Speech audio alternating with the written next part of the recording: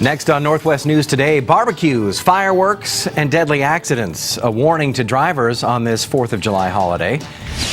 Left in the dark, why many towns across the Northwest will do without a fireworks display this year. And a discovery that could go down in history books, why scientists are celebrating the so-called God particle. Your news starts now. This is NWCN. Northwest News and weather 24 hours a day. Now, Northwest News Today. Thanks for joining us on this 4th of July. I'm Stephen Kilbreath, and you may be one of the thousands of people hitting the road today, heading to a barbecue or a fireworks show. Well, there's a new warning for drivers, and King 5's Natasha Ryan explains. A lot of folks will be driving home from events like if you want to see a show. In Seattle, Natasha Ryan, King 5 News. Seattle police not taking any chances on safety at the big fireworks show at Gasworks Park tonight. They're going to be checking bags and maintaining a presence throughout the 4th of July celebration. Seattle PD also says they're keeping an eye on possible protests that are planned for this evening. The Occupy movement has 2 promised guerrilla operations, claiming they will be safe and family-friendly. In Oregon, a 4th of July crackdown on big fireworks could have offenders paying the price. Seattle police agencies, or actually I should say several police agencies throughout the state, are on the lookout for fireworks that shoot more than 6 feet in the air. The bigger ones are still legal in Washington. Despite all the warnings about authorities stepping up their efforts, our Portland affiliate found plenty of cars with Oregon plates parked at fireworks tents in Vancouver. I don't think it's a deterrent. There's clearly plenty of shoppers here and lots of Oregon plates. I've been coming up now for 3 years. And we were doing it in the neighborhood. Now we've moved off to some property, and recent fires caused by illegal fireworks is one reason for the growing concerns. You could pay up to $1,000 if police catch you lighting off those big fireworks. In the inland Northwest, it is illegal to shoot off any fireworks in most of Spokane County. That includes the city of Spokane, Spokane Valley, Cheney, and Liberty Lake. You'll face a $513 fine if you're caught by police. Fireworks are legal in Airway Heights and in Pullman, but only on private property. And non-aerial fireworks are allowed on private property in Coeur d'Alene.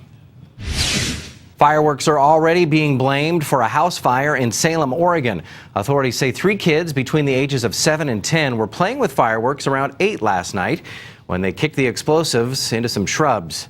The shrubs caught fire and the flames spread to the house. No one was hurt, but the home is damaged. 2 people are in the hospital after an apartment fire in South Seattle. Firefighters got to the building just before 3 this morning. They say flames broke out in a bedroom and caused about $20,000 in damage. At this point, we're not sure what caused the blaze. Both people are expected to be okay. The sky could remain dark for many cities and towns this 4th of July evening. The fireworks industry says they're seeing their lowest sales since the 1960s. And as King 5's Meg Coyle reports, it often comes down to the bottom line. And despite low sales in most parts of the country, one bright spot is in the state of Texas. Last year, that state banned fireworks because of a severe drought, but this year the ban has been lifted. Final preparations underway at Seattle's Lake Union for tonight's Family 4th celebration. Here's some video of the crew dropping shells into mortars and wiring them up for tonight's extravaganza. We're told this year's show will be just as big as last year's Family 4th, but the lead pyrotechnician wants spectators to keep an eye out for something different: ghost shells. They're a shell that breaks and then changes color across the face. So typically with a color changing shell, they all break green and then they all turn blue at the same time. And this will actually change in a band crossing the front. So it's kind of a cool, unique piece. And you can catch all the action from the comfort of your own home. NWCN will carry King 5's coverage of the Family 4th fireworks show in Seattle. That starts right here at 10 o'clock tonight.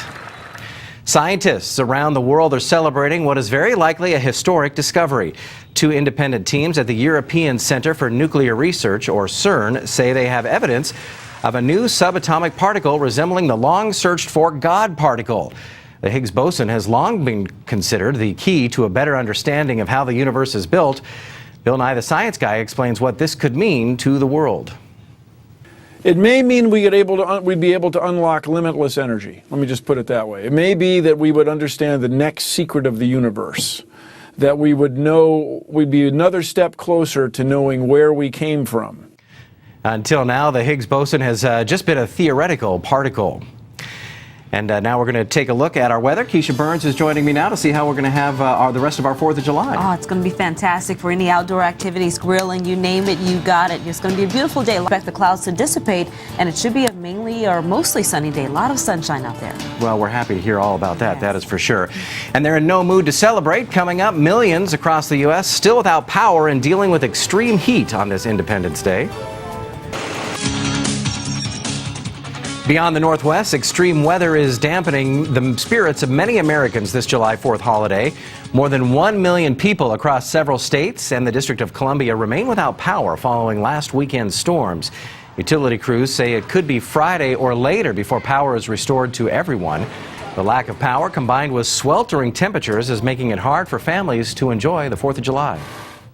Every time I call them over the last 4 days, they act as if it's the first time they've heard this information. It's very, very, very uncomfortable in the house.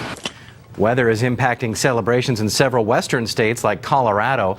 Wildfires have scorched the state for weeks now. Other areas dealing with drought-like conditions have canceled fireworks displays because of fire danger.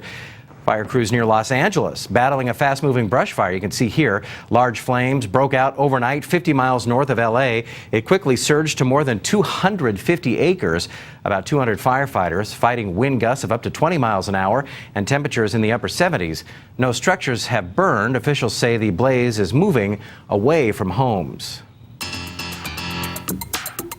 Let's check in now with Keisha Burns for a look at our weather in the Northwest and see what we're going to have here. A lot of sunshine around here, around the... Well, the FDA has just approved the first ever over-the-counter home HIV test. It's called OraQuick and only requires a saliva sample. It's 92% accurate. That means about 1 in 12 with HIV could receive a false negative test result. The FDA says positive results will still need to be confirmed by a doctor.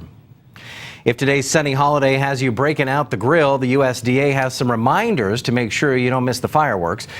During the summer, cases of food poisoning tend to spike, and the USDA is reminding grillers to use separate plates for cooked and uncooked meat to prevent cross-contamination.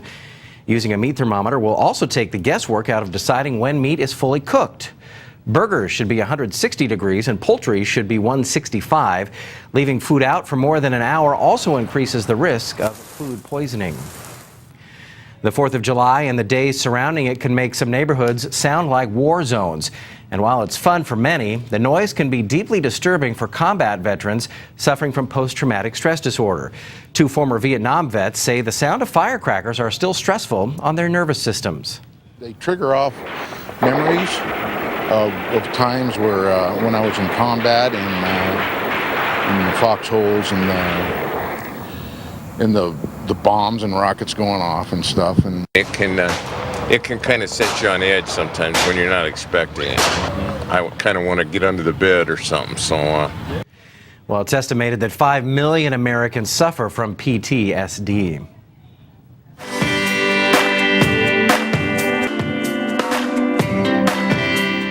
The 4th of July, a fun holiday, and as you head out to see the fireworks, make sure you leave Fido at home.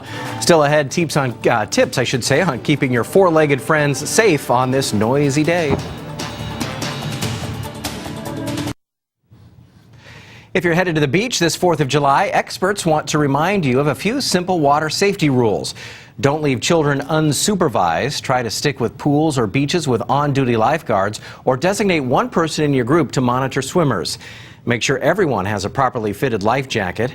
Also bring a first aid kit with CPR instructions. And in case of an emergency, make sure you have a cell phone with a strong enough signal, to call for help. And of course, long battery life too. The 4th of July can be a scary time for your four-legged friends. The loud noises and lights can send many pets into a state of panic. To make things easier, the Oregon Humane Society recommends walking your dog early in the day before the neighbors start setting off fireworks. And keep all your animals inside. It's easier to calm them down in familiar surroundings. Finally, make sure your pets are microchipped or wearing a collar. That will make it easier for animal shelters to reunite you if anything happens. An Oregon dog has been reunited with her owner after a dramatic rescue in Gresham. Around 10 last night, firefighters received a report of a dog trapped in a quarry. It was a complicated rescue effort. One rescuer was lowered down on a crane to find Daisy on a narrow ledge. Then they put her in a harness to haul her back up. Daisy was thrilled to be lifted to safety. She made sure to soak up lots of love from her owner and, of course, drink plenty of water. The Humane Society gave me one of the owner's t-shirts. And as soon as she sniffed that, she was right up against me and she was ready to go then. I was just really glad it was really her. It's like I've seen her and stuff. It's like I know it's her, but when I saw her, it's like, oh, that's my dog. Daisy's owner says she's been missing for a week. She's now at the vet's office to recover. You're watching NWCN. For more news and weather coverage, you can always log on to our website. It's at nwcn.com. We are back in 2 minutes.